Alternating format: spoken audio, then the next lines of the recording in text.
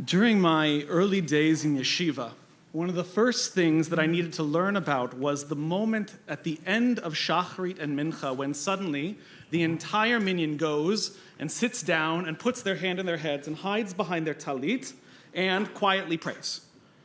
Sometimes it just takes a moment, and sometimes it takes forever, and sometimes we skipped it all together. And those first few months in yeshiva, I had a very hard time nailing down tachanun. Tachanun, this series of penitent prayers that ask God to hear us and forgive us and be merciful to us.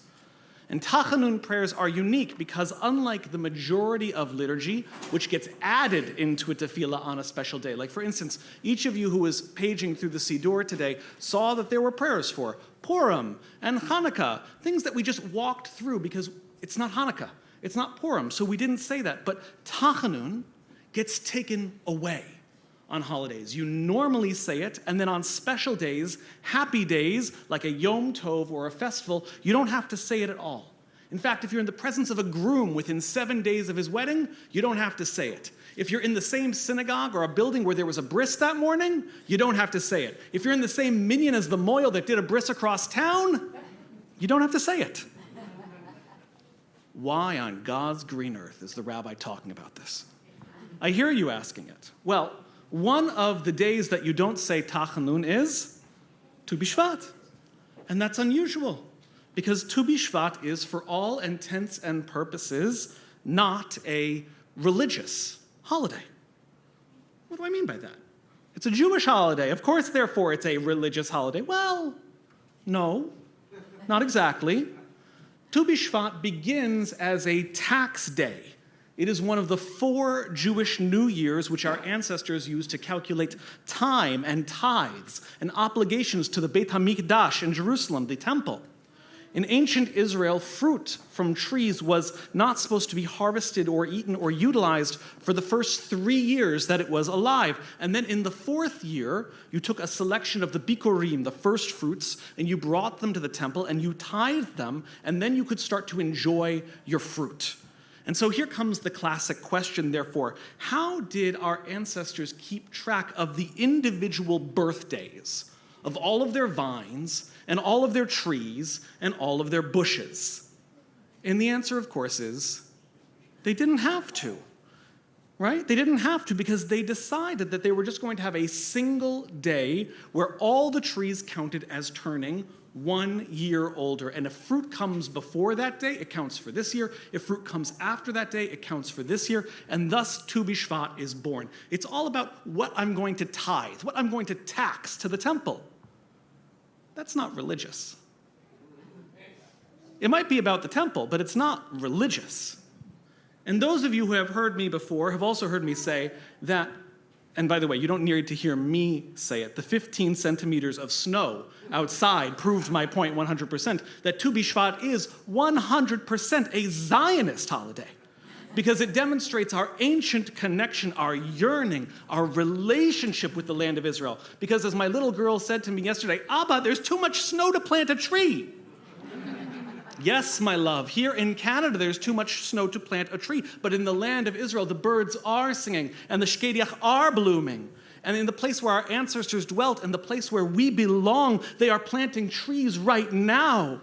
It doesn't matter what the weather is here right now in Canada. What matters to this date, to this time, to our people, is the season of our land. But Zionism and religiosity and spirituality, these things are not necessarily together either. Most of the early Zionists were proudly secular. Many proud Zionists today still are. So I'll say it once again, yes, Tu B'Shvat is a Zionist holiday, but that doesn't make it religious. So why then do our rabbis argue that Tu B'Shvat carries enough spiritual oomph, some joy that's necessary, that gets us to skip out on our sad and remorseful penitent Tachanun prayers, the same way that you get to do on Hanukkah or Rosh Chodesh or Shabbat or the Yamim Noraim? And one answer comes from the Shochever Rebbe, who was a Rebbe in Poland in the early parts of the 20th century. And he argues that of all of God's creations, the human being and the tree are the two that are the most alike. He argues that the tree stands rooted between heaven and earth. And from it comes delicious and beautiful fruit. And those fruit are of the earth, even though never have they once touched the earth. And the tree is the link between them. And a human being, he says, we too stand between heaven and earth. We are composed of an upper world, our neshama, and we are composed of a lower world, our guf, our body. And so what then is our fruit? The fruit, says the Rabbi, are the mitzvot.